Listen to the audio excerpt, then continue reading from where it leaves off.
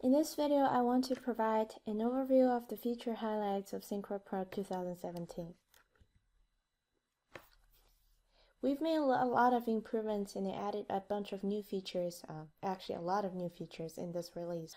One's the user interface, and the second one will be primarily what I call scheduling improvements. And the third one I want to talk about is primarily taking advantage of the data that you have in the model or the schedule, right? To use advanced features called calculated user fields and Synchro script. So the fourth one will be iray rendering. So user can actually render high resolution iray images or animations from Synchro directly as long as you have a powerful machine, or you can hit the magic button to open an account from a third-party render farm. But okay, let's get started.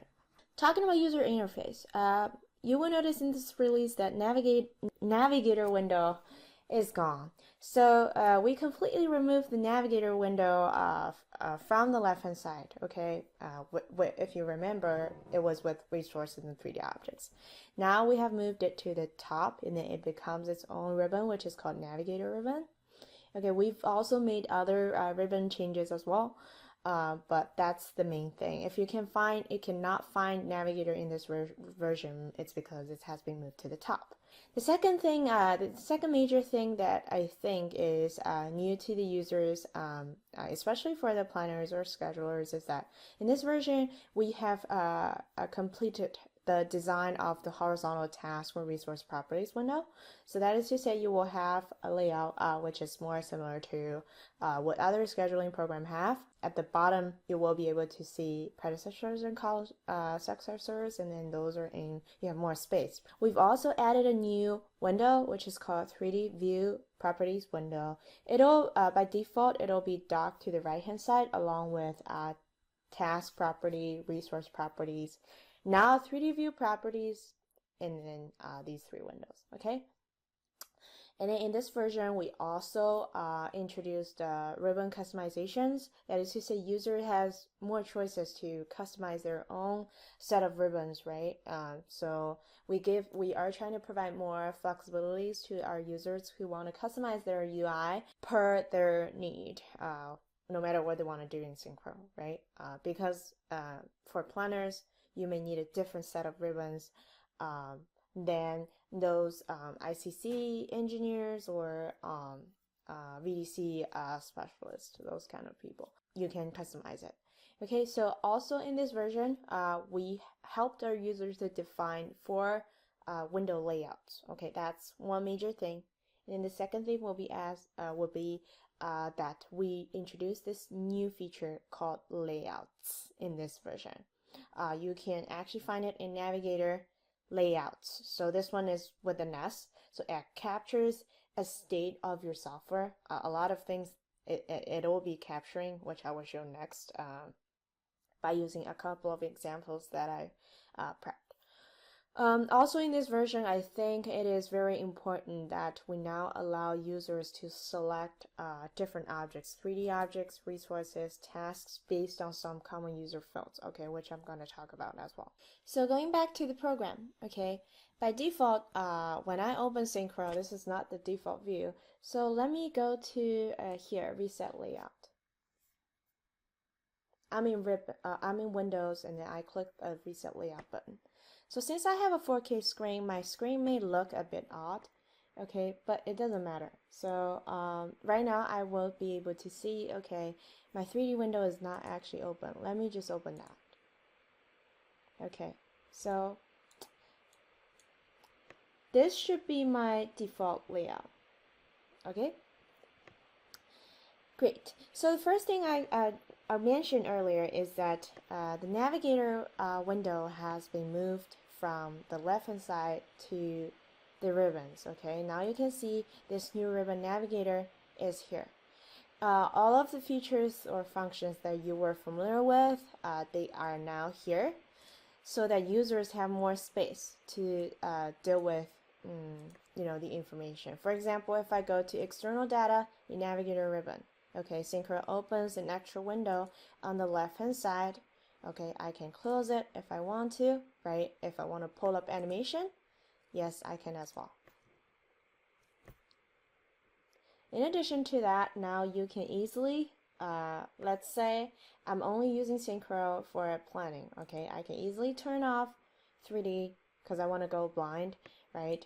And then I can undock task properties from the right hand side and then to dock it at the bottom. Okay, that's your task properties window. Okay, and if you go to links, which will be relationships in other scheduling program, whenever I have a task selected, you will be it will be very easy to tell, okay, so this is my predecessor, this is my successor. Now you have more space and then more user-friendly layout here. On the other hand, you have 3D view properties window on the right hand side, which we didn't have before. Okay, I accidentally closed my task windows. Let me task properties window. Let me turn it back on. Okay, just to make sure I have a decent layout to start with. Okay, going back to 3D view properties window, you can see the settings you can change includes. I will just read them to you real quick. General filters. That means the 3D filters that you have activated will show up here. And then also you have cutting planes, 3D notations, iray, skyboxes, 3D grids, and then camera, which will be, the camera settings. But those features, some of them were in options before, so users are, it's very hard to users to get them. Right now, everything that controls the visual part of the 3D view can be accessed here. So for example, if I want to create a 3D filter, let's say, okay, create filter from selected, like this, call it new 3D filter. Then right now I don't have the 3D filter window open. So then I go to Navigator ribbon, go to 3D filters, right? Okay, now let's say I want to activate the filter. Okay, you will see in the 3D view properties window, okay, actually in the filters tab, you can now see this 3D filter has been activated. By the way, the default operation, if you want to activate multiple 3D filters, it has been changed to OR because AND wasn't really that friendly, okay, for users, okay. Also, now users can customize the ribbons by going to, right-click in the blank area on the top ribbons, right? Go to Customize Ribbons. You can easily uncheck the tabs or do further customization if you like to. Okay, for example, maybe one of my managers on the project want to have a preview of my 4D model on a daily basis, right? He just wants to know more. Okay, so what I can do is that I can disable all the other tabs, right, related to authoring, right? And then simply only check the configure tab and then the 4D review tab and then hit OK. Then you can export the customization if you want to. Then go save it if you want to, right? You can save the XML file, call it 03 ribbon for 4 p.m. like this, and then hit save. Yes. Let's say, okay, on the same computer, I decided to, show a different set of ribbons, just like this. You can just simply import the XML file. I can also, import my entire ribbon customization just like this. This should be very easy. So great. And then the fourth thing I want to talk about regarding the UI, actually the fifth thing, is this new feature in Navigator called Layouts. Okay, so this Layouts has more functions than the other layout in Windows. Okay, the window layout only controls the position of the different windows that you have open, but this layouts in Navigator actually remembers more than your software. We will actually click through the examples that I've prepped here to explain to you what we have here, okay? So let me right click on the first layout and then click Open Layout. Apparently in this layout, I have a task filter turned on. So what you can see is that it's sorted by start date. That is remembered by this layout. And then if I go to, let me see, I just want to show you something real quick. Task filters, yeah, I have the task filters window open. You can see there is a task filter actually being activated. Okay, that remembers. So pretty much the task filter is remembered, sorting is remembered based on that, right? I'm going to open a second layout here that I've prepped. You can see my viewpoint is saved, and then also my focus time position is saved in this example. I'm going to open the third layout. What you can see is that my 3D filter is saved for the layout, okay? And then I will open the fourth one. Okay, now you can tell since my schedule have a baseline, right? The windows that I have decided to, the windows opened when I created this layout were saved, right? And then the dates or time to use, pretty much this one here, dates to use or colors was saved as well. Of course, along with the filter, and then sorting wasn't enabled for this particular layout, okay? And then if I open the fifth one, let's see what this is going to look like. Okay, what I can see in this layout is that this is something new that I want to cover in the scheduling improvements. I'm actually using activity code mode, so the grouping has been saved. And then also the color scheme that I used for my Gantt bars has been saved. So there are a lot of extensive uses of this new feature called layouts. You just need to pick the one that you want. Keep in mind all the sorting, filter for tasks or 3D objects, and the color scheme, the dates, the focus time position, the viewpoints, pretty much everything will be saved in this layout.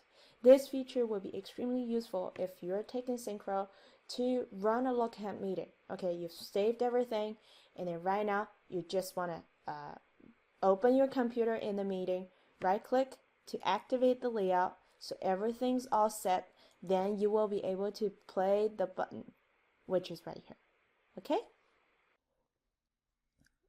Also moving forward, I want to talk about the scheduling improvements and the new features related to the scheduling or planning in Synchro. Also, one important feature in this version is Excel synchronization. Now we allow our users to not only import, export Excel, also synchronize from an updated Excel spreadsheet. Okay. In the end, I want to talk about one of the important feature, which is related to selection mode. So there are two selection modes that we introduced in this version. One's the resource selection mode, and then the one is the task selection mode.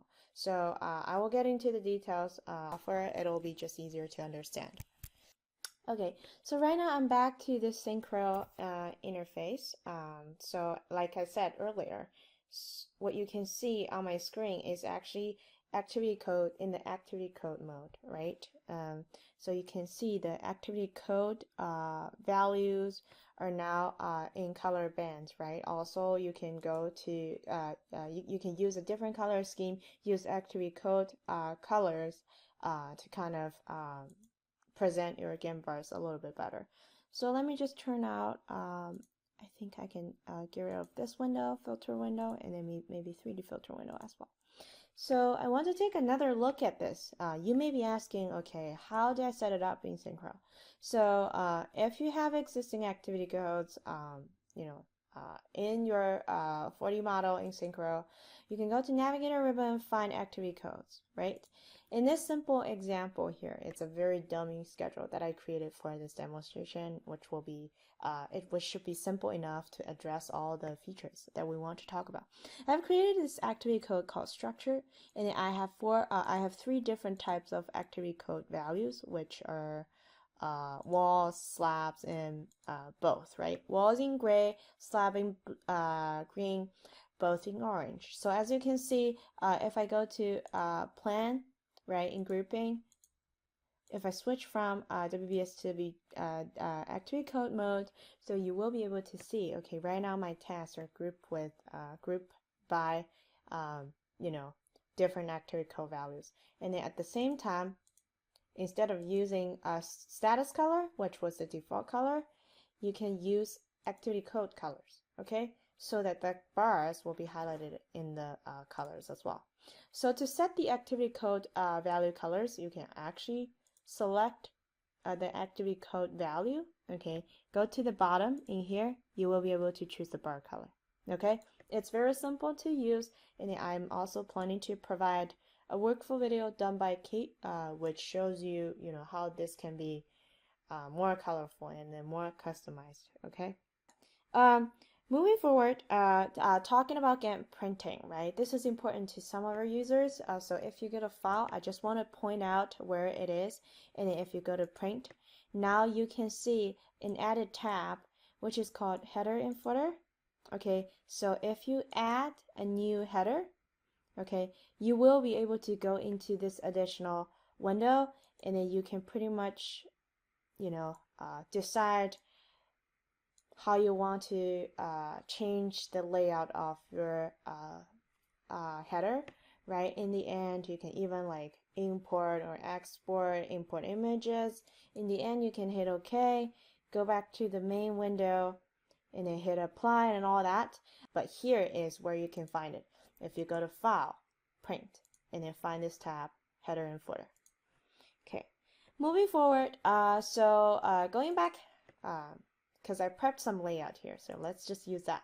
So layout 5, if I open that layout, right, you will be able to see those additional columns, okay? So if I go to customize columns, you will be able to tell in this version, we've grouped the parameters for you, and then also, you also have the, in a more meaningful way, right? So you can easily find them.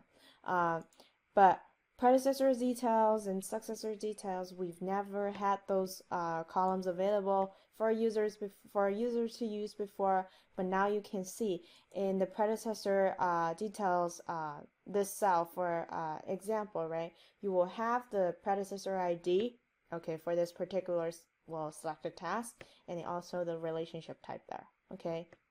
Lags will be lags should be available as well if there is any lag. Next one, Excel synchronization. So if I go back to, let's say, my activity codes mode, I'm just trying to use a simple example.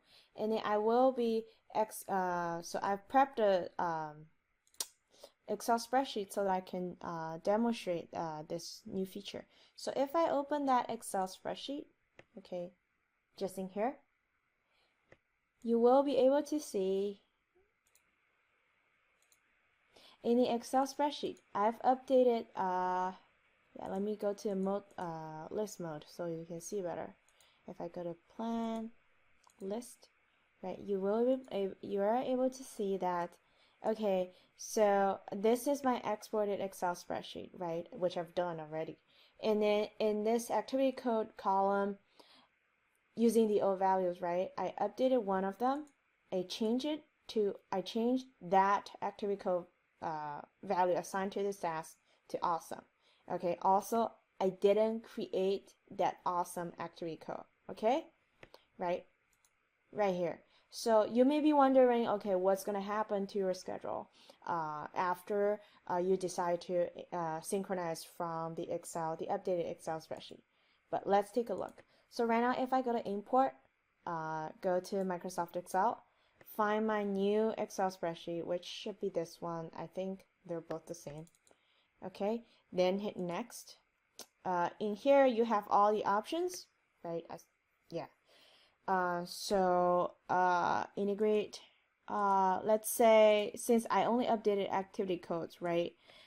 I am not exactly sure if I need to do integrate for the tasks, assuming that I need to.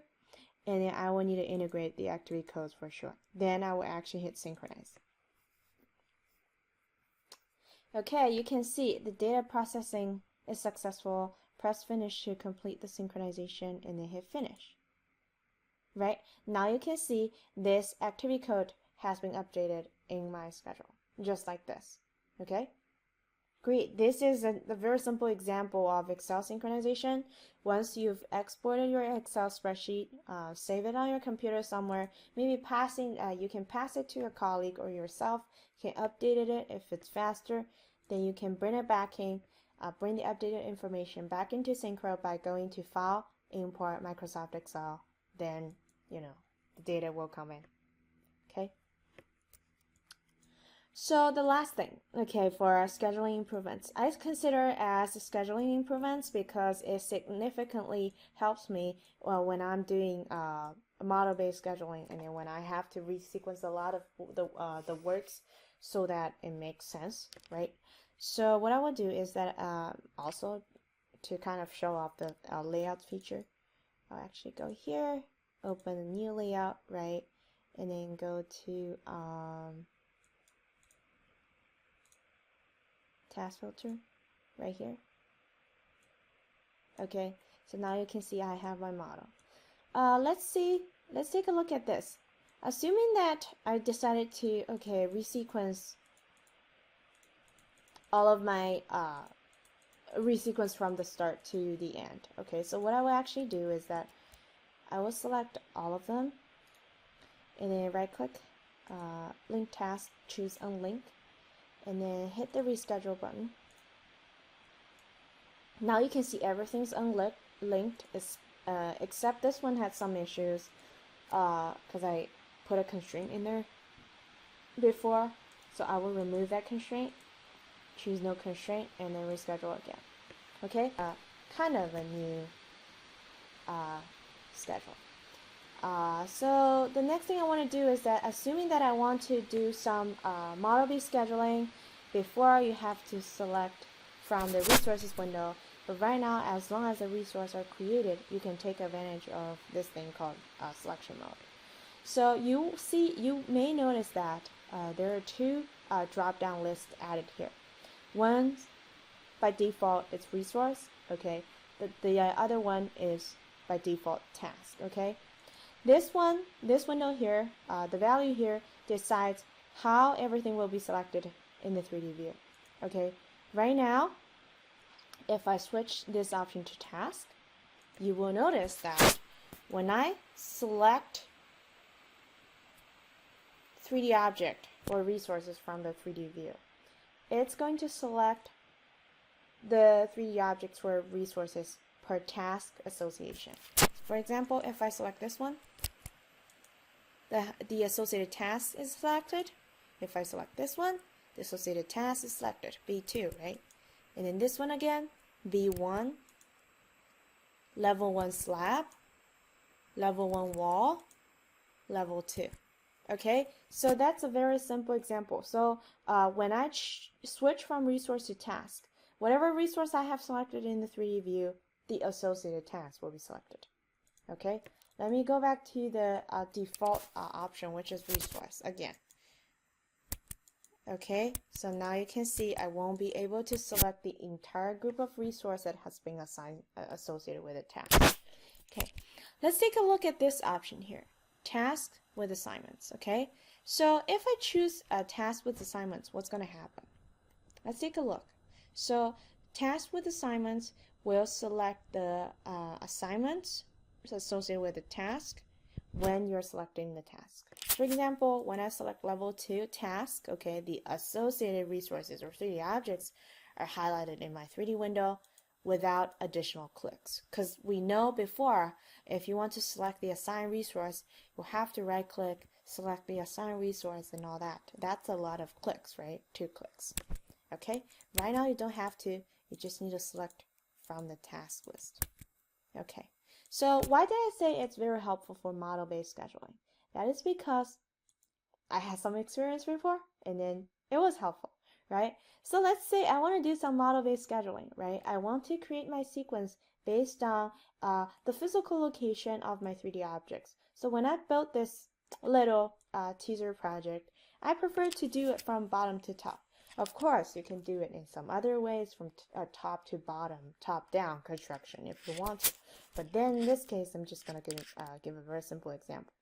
I select the bottom level, level B3, and then the level up, B2, one more level, B1, this one, level 1, and this one, level 1 wall, right? The one was slab, and then level 2. So after that, I can simply hit Control L. You will see that some logic has been added, some relationships have been added. Let's take a look. Okay, once I hit the reschedule button, you can see my entire sequence has been built. Okay, like a waterfall. In this release that we've introduced the DCMA schedule quality check, which is this button here, schedule health check. Okay, so whenever you have a schedule ready, before you submit it to as a baseline schedule, right, for approval, go to schedule report. You know, you have all these information here. You can copy to clipboard and then open a Word document just like this. Paste everything in here. Okay, you may want to go through the details as you're, doing some internal review of your schedule, right? Also, if you go to this alerts window, it brings all the alerts items here. So you can actually click on each of the object here, okay? Each of the task here, like this. Synchro will actually highlight the tasks for you. On the other hand, if you click the schedule health check button, and then go to, you can actually print a PDF, nice PDF report. Okay, so if I go to documents and then go to presentation and then here, yeah, so I actually have a check there. So let me export the report and then hit save. Okay, as you can see, we have different issues in the schedule, right? I have missing logics, high float, and all that. But this is another feature I think very important that we introduced in this version. Another major improvements that I want to talk about is calculated user fields, script, and then an application of those two features with resource units. Okay, so I think not many people are using calculated user fields. This is one of the advanced features. I think it has improved quite well to an extent that users can easily use it as long as you have a good understanding of what you want to do and then what kind of data you have in the model or resources or in your schedule, right? So I want to start talking about calculated user fields by giving a very simple example, which is to transfer the quantity parameter, in my case, for it's concrete. So it's transfer from volume from 3D objects to a task user field that I am gonna create in Synchro. The second aspect, or the second step I want to talk about is that you can also assign resource units to resources based on any 3D resource task associations. That is to say, in the past, you may have experienced, the troubles getting the quantities from estimating, right? You may have done it in other scheduling program that requires you to load your schedule with resources and also units based on a spreadsheet. Since we're doing 4D and then we're talking about model-based scheduling, I think it's the right time to step up to say, okay, right now I've done the tagging of 3D objects to tasks, right? Maybe I can take advantage of the parameters that I have in my 3D objects and easily transfer based on such association from 3D objects to tasks. We'll give a very simple example of that as well. Also, I want to talk about the time distributed resource usage graph in this spreadsheet.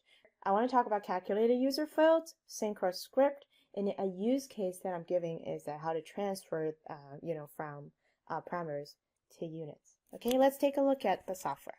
Going back to this little demo model I have here. So let me turn off the additional windows that I don't want. Okay, I don't even want layouts, right? Yes, so right now you can see, make sure that I'm not cheating, okay? So I want to switch back. You see some weird things happening on my screen. That's because my selection mode weren't switched to the default ones. Okay, right now I want to make sure that I'm not cheating here. I'm going to remove the resources that I've created, the concrete resource here. Okay, then the other thing I want to do is that I will actually go to analysis, analyze this tab, analyze here, and then go to user field here. I'm going to delete this task user field that I've created to start from scratch. Okay, like I said earlier, you see this recalculate values button here, and then you also see user field, right, underneath analyze tab. But you never probably touched upon those features before. So I'm just going to give a very simple example, okay? So right now, if I select one 3D object here, if I go to 3D properties and then expand user fields, it'll be very easy for me to tell there are some interesting information or parameters that I want to use, right? For most of the general contractors, if they self-perform concrete, right, they're interested to know, okay, what's the volume of concrete that I'm about to perform next week? In that case, for the selected slab here, I can tell the volume is around 14,500 cubic foot. Okay, those are the values coming from the model authoring program. In my case, it is Revit. Okay, since I use the Synchro Revit plugin, Synchro knows. Synchro also knows, and then it's a very intelligent software. It knows what type of data it is. For volume, apparently, it's a number instead of string, which is a text, right? Okay, so that is to say, since I've assigned those 3D objects to tasks via resources, such association has been done. Is it possible to create like a task user field so I can I can display this column, let's say, just call it volume, right? And then show it in my task table? Yes, we can do it. That can be done by user fields, and then I can easily create a calculated user field, okay? So what I will do is that I will actually click on user field icon here. I will right click in the window and then choose add. This window is a little bit different than all of the other windows that you've seen. It doesn't dock to anywhere, but this is just a prototype that we built to give you a brief preview of kind of Synchro's UI in the future. Okay, so let me create a task user field because I want to display it in my task table, right? I want to calculate, kind of do a summation based on all my 3D object associated with this particular task, right? I want to get the volume number, total volume number per task. So I will call it volume. All right, instead I'll call it concrete, okay, to make it consistent. And then type of data here, I will choose number, okay, because I want it to be, I don't think it's going to be a problem to choose integer, but in this case I'll choose number because I want to be right? The calculation type, instead of using the don't calculate, okay, I will actually switch to calculate. Okay, there are other options, but I don't want to go into too many details. If I click the edit button here under formula, I will be able to go into this additional window here. I'm more familiar with the formula here. For new users, I strongly recommend you to search, type in the keyword to search. Right now, what I want to do is a summation of the 3D user field values associated with these tasks, right? So for each task, for each functions or formula or those kind of commands in Synchro, if you select that, you will actually see a little description at the bottom, which kind of helps you to understand what it does, right? Apparently for this one, it returns the sum of all valid elements from the argument. Doesn't make too much sense to me right now, but we will able to tell what it does. So, and then I can hit insert. So you can see it sort of works like Excel or some programming software. Okay, so what am I trying to sum here? So what I'm trying to sum is this user field called volume. Okay, so I can easily do a search at the top, and then I will see that I get the 3D object user field volume here. Okay, and then I will move my cursor here and then click and then insert in this place. Okay, so one thing that's missing here is my object. Do I want to sum the resource user field or the 3D user field? Okay, what I can do is that, let's see, resource. go to objects, right? My object here is my 3D object, okay? Because you might have grouped multiple 3D objects into one resource and the user fields are no longer carried over to resources from 3D. But let's use the 3D user field values now. If I do that, okay, so one thing I do want to add here is a dot. So that is to say, I'm going to sum my task user field, my calculated task user field is a summation of all the 3D user from all the 3D user field values from the user field value. Okay, so then in this case, I want to make it more complicated because I know this number here is a cubic foot number, right? So and then I will divide by 27 to get my cubic yard number, which is something I'm more interested. And then after that, I'll hit OK. So while this user field is selected, I can actually work in the table. So it stays on the top all the time. So I kind of want to pull up my user field that I just built, okay, so that it can be displayed in task table. Okay, and then I also want to select those tasks. You don't have to if you want to calculate your entire schedule, but a lot of times you have a schedule. I worked on schedules have more than 10,000 activities all the time. So in this case, I will select the user field that I want Synchro to process, and then I will also select the task that I want Synchro to process, and then likely I will select the 3D object I want to Synchro to process. But you have your choice to process the entire schedule if you want to. But in my case, these are my settings, and then you can always play with all that.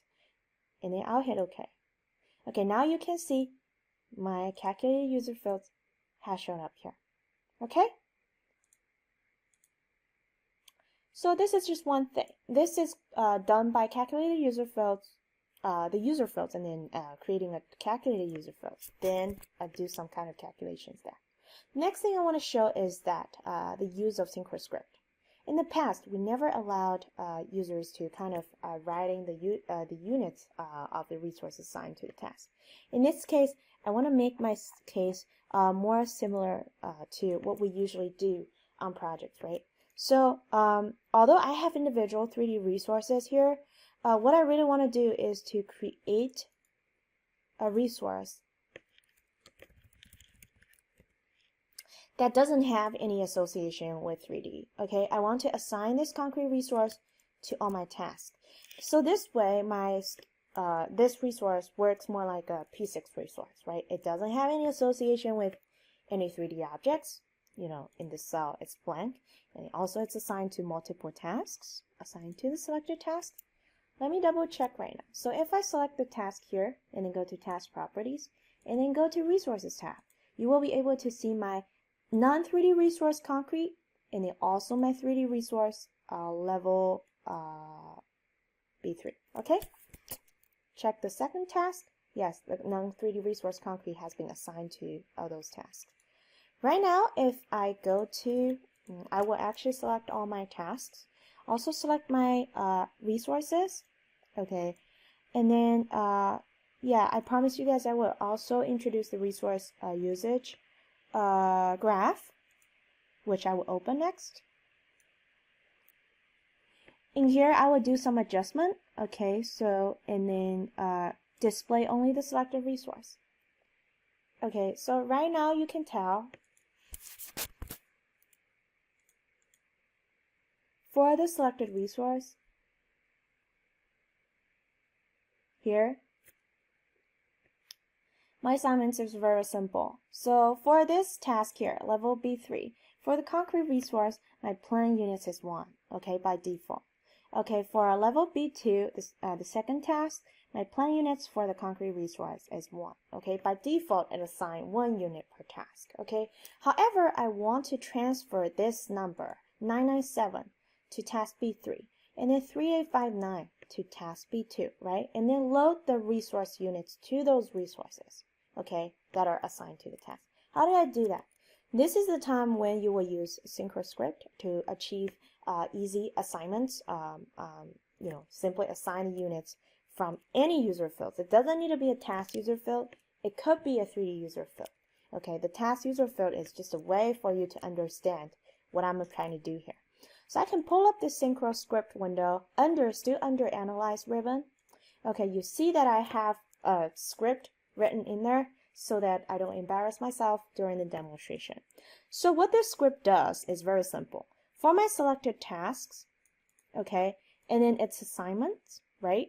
It may have multiple resources assigned to the same task. I only want to change the units of the concrete resource, which is the non-3D resource that we've created, and then assign the units, assign the plan units based on the task user field concrete. That's what we are trying to do here. So if I click on preview, you will be able to tell that I've successfully run my script. Okay, those are the results. And then if I simply hit run, you will see the status has changed to modify. And then I can now close the window. Let's take another look. If I select the first task and then my concrete resource is selected, you will be able to tell that my plan units has now changed to 997 based on my task user field. For my second task, level B2, the same concrete resource is assigned to this task. And then the plan units for that particular resource has changed to 3859, which is my task user field, which was what I told Synchro to do by using Synchro script.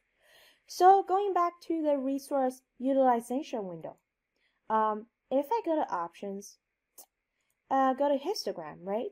Instead of showing, kind of a cumulative curve, not sure what this is, I want to make sure my graph is more meaningful, right?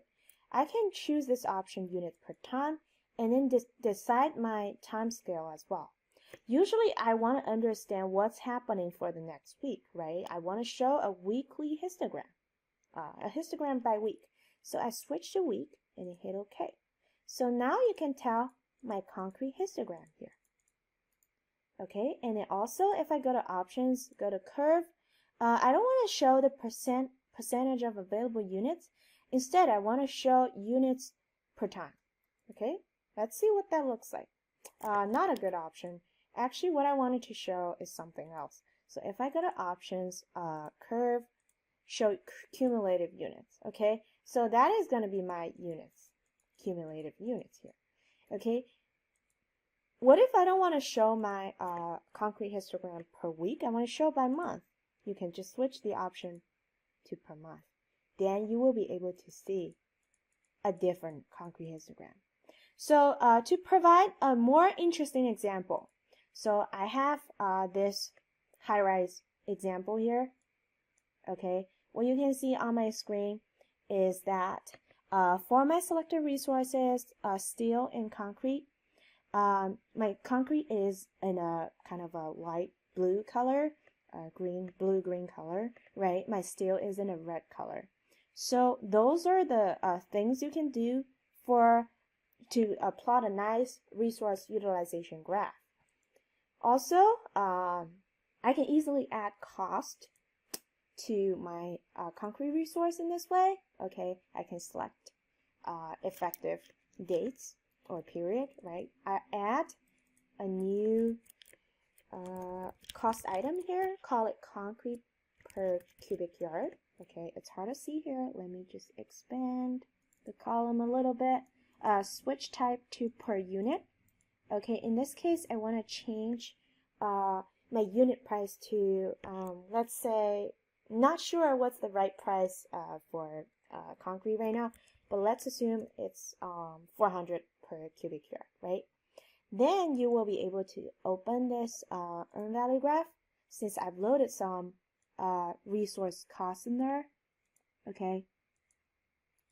Then you will be able to see the earn value graph. Okay. I'm just trying to show the different possibilities. But in this version, you can do a lot of great things that you can never imagine in the past.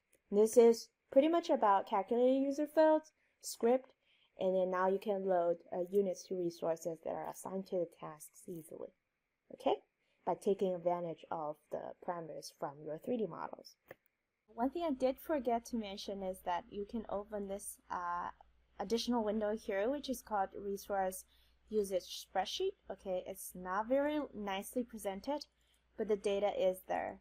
So this is kind of Synchro's way to show the resource. Here is concrete, right? And then how it has been assigned to different tasks, and then you can adjust the time scale as well, so that it's being displayed by month if you like to see that. Hit OK.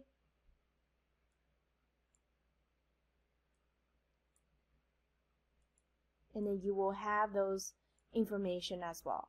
Right now this table is not editable, but what you can do is that you can export to Excel and then copy text if you want to, right? You can do that, and then you can copy text or export to Excel. But this is a new window, and then it has been implemented. It seems that there is a need from our users that they want to see the resource usage and then the resource usage spreadsheet. That's why we did it.